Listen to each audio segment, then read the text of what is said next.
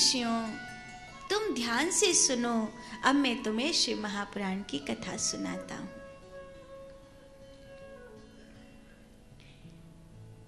ये कथा एक देवराज नाम के व्यक्ति ने सुनी थी। वो पापी था। देवराज समुमोच विमान परम अद्भुतम।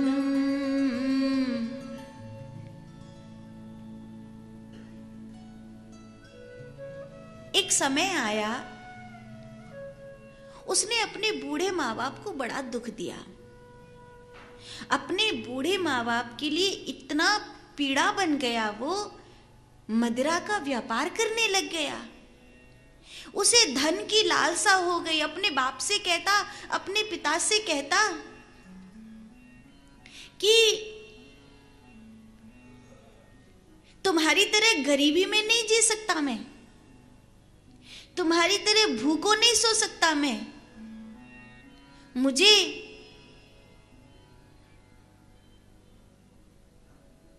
धन कमाना है। उसने एक स्त्री से विवाह कर लिया। ऐसे तो वो बहुत सुंदर थी, शोभावती तो उसका नाम भी था, लेकिन एक भोगी स्त्री थी वो। भोगी स्त्री, इसका क्या मतलब है? इसका अर्थ है कि अब ये परिवार ब्रह्मचर्य से नहीं जिएगा। शिव महापुराण में लिखा है, आसने शयने पाने भोजने क्रीडने तथा। आसने शयने पाने भोजने क्रीडने तथा। भोजन में, शयन में, आसने बैठने में, यात्रा में। आपने कई ऐसे दंपतियों को देखा होगा कि वो ये भूल जाते हैं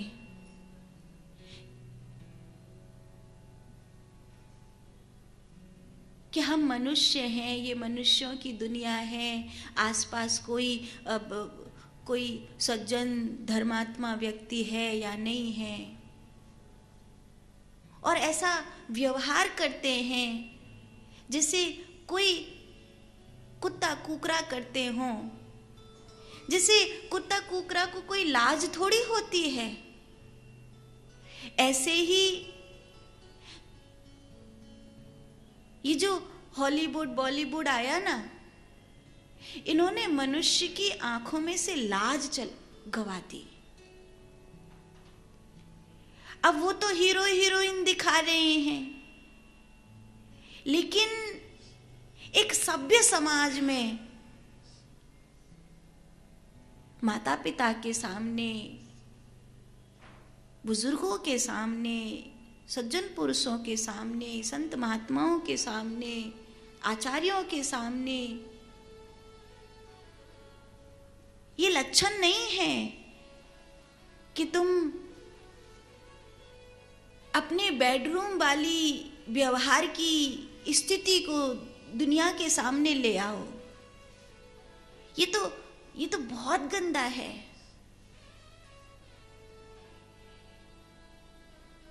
एक समय ऐसा था कि पति और भाई एक संग होते थे तो लड़की घूमट मार लेती थी कि अपने भाई के सामने पति से कैसे आंख मिलाऊंगी, पति के सामने भाई से कैसे आंख मिलाऊंगी। इतनी लाज आती थी, इतनी शर्म आती थी कि सास अपने जवाई से घूमट मार लेती थी, किसको अपनी बेटी दी है, कैसे आंख मिलाएंगे इससे।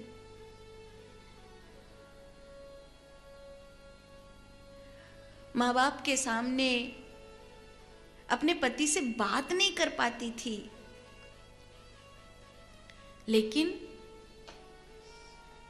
मनुष्य ने अब पाश्चात्य संस्कृति को देखते हुए भोग वृत्ति को देखते हुए कहीं न कहीं उस लाज को खोया है। ये देवराज की कथा में देखने के लिए मिला। अपने गुरु का, अपने माँ बाप का, किसी का मान न रखा और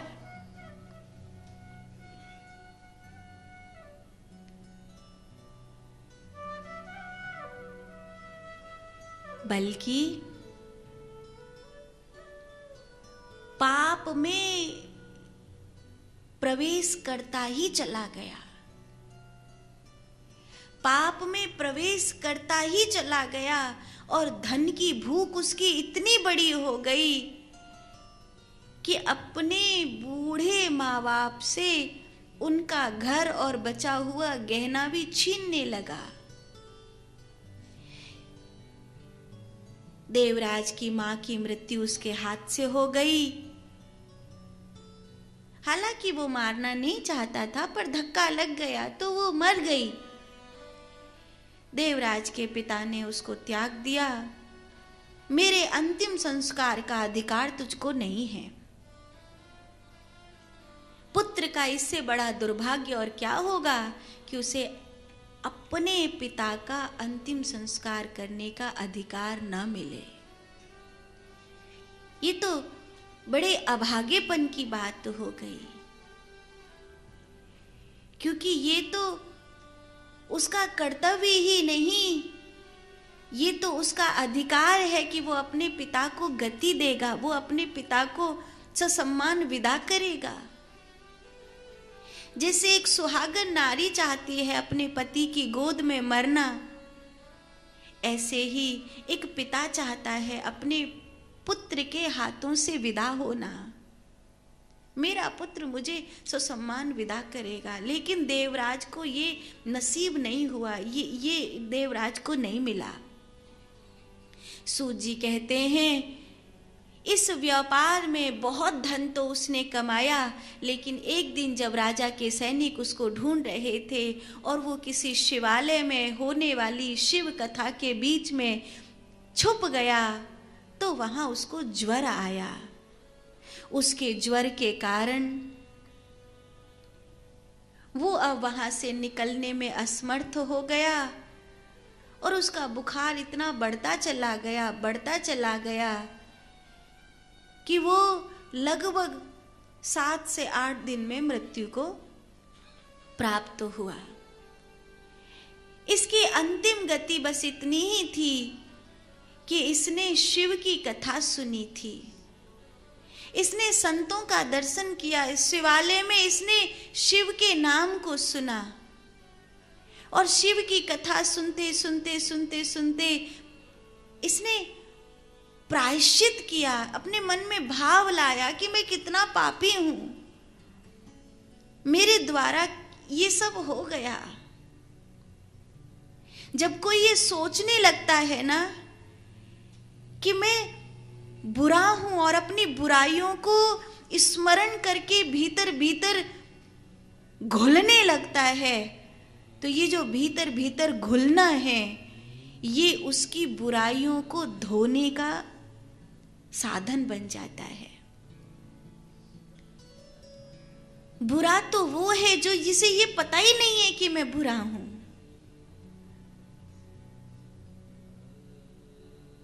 निगुरा है वो तो। इसलिए देवराज समो मोच विमाना परम अद्भुतम उपवैश्य यमादूता गंतुम कैलास मुत्सुकम। उसे यमदूत कैलाश ले जाने लगे तो नरक के लोग चिल्लाकर कहते, इसने तो कोई पुण्य नहीं किया, इसे कैलाश क्यों ले जा रहे हैं। तब इसने देवराज ने चिल्लाकर कहा कि मेरे जीवन का एक ही पुण्य है कि मैंने शिव महापुराण को सुनते सुनते अपने पापों को पिघलते हुए देखा, और कोई पुण्य नहीं किया मैंने, कोई पुण्य नहीं किया मैंने। शिव महापुराण की ऐसी महिमा है कि देवराज जैसा पापी व्यक्ति भी मुक्त हो गया। इसलिए हे मानव, तू अंतिम गति शिव महापुराण की कथा सुन और अपनी बुराइयों को, अपने पापों को नष्ट कर, क्योंकि मैं कितनी बुरी हूं ये तो मैं जानती हूं, आप कितने बुरे हैं ये तो आप जानते हैं, कोई दूसरा थोड़ी जानता है, कभी जान भी नहीं सकता। इसलिए कभी रो लिया करो भगवान के आगे,